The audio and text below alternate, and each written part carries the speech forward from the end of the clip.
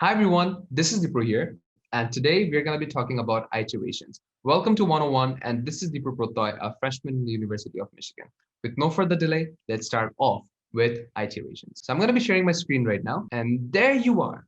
Before starting off, a lot of people have this question for their IAs, that what did you get in your 101 exam and your final grade? Well, honestly, I never took this class. So you guys have an advantage because you guys will be knowing a lot more than me. And please let me know how can I help you anytime. I took EX 280 and I can definitely say that this class is going to prepare you a lot for that class. With no further delay, I use this word a lot. Let's start off.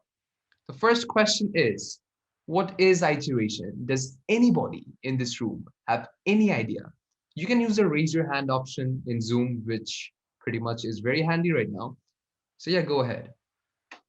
All right, Nick, go ahead. No, I'm sorry. So you are mixing up selection and iteration. No problem. I'm gonna get into that. So we have learned selection, right? So selection is basically if statements, all right? But iteration is basically a repetition. We can just call it a repeat or a loop, right? So remember this, there's a difference between if statements and repeat until statements or loops in general. And we are definitely going to look into this part right now. Before going into C++, I want you guys to know about the more important concept, which is pseudocode, right? So if you guys do not have any idea about pseudocode, do not worry because I'm going to be exactly teaching you guys that. So let's go through pseudocode first. If you do not know what pseudocode is, it is actually a step-by-step solution of a given problem. Pseudocodes can be written in different ways. If you know what flowchart is also a pseudocode because you can see the step-by-step solution of a problem. For example, let me give you guys an idea, right? So if I just say start, right? If I click a process, study, and then what's going to be the stop statement? You get an A+. So similarly, we're going to be doing something interesting and introducing loops, how things repeat amongst themselves. All right, let's get on with it. So basically, branching and iteration are the techniques for managing control flow in our program. And as I said, control flows are very important. Very important. Trust me when I say this.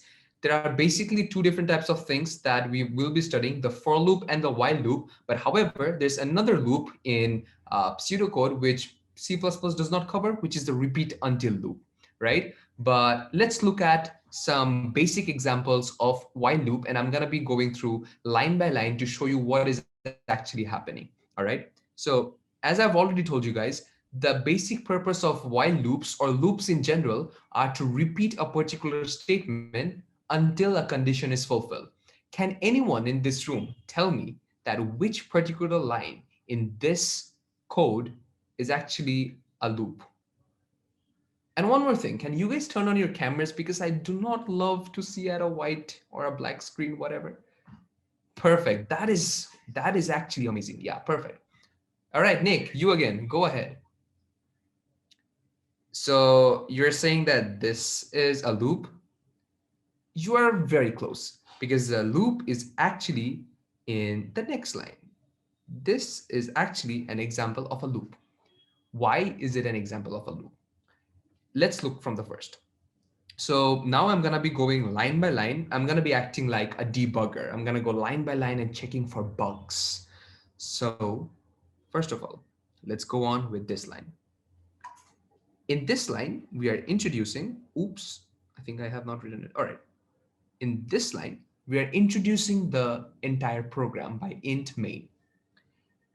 In this line, we're introducing a new variable x, which is an integer, and assigning it a value 0. And one more thing, people, remember in C++, these things are very important. The brackets, the semicolons, and everything. So please remember to use them because when you compile your programs, it's going to show up a huge red line. And we do not want that, right? Next, let's move on to this particular statement, which introduces the while loop. While x is less than 5, C out x followed by a quotation. What does this mean? So we started off with x equals to 0, right? I hope you guys remember.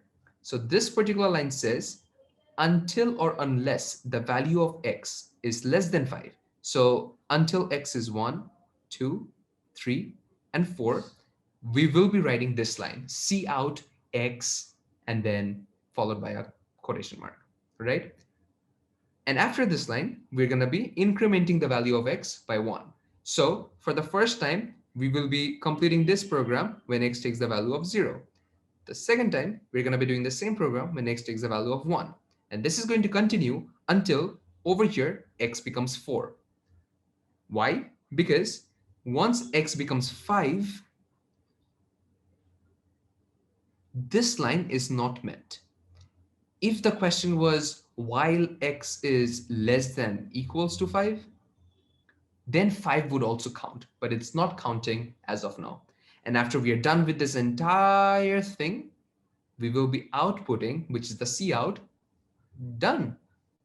And just like that, we're done with this small mini lecture about while loops. I'm going to be seeing you guys next time. And do remember that Deepro over here did not have any idea when he was so young that programming is fun.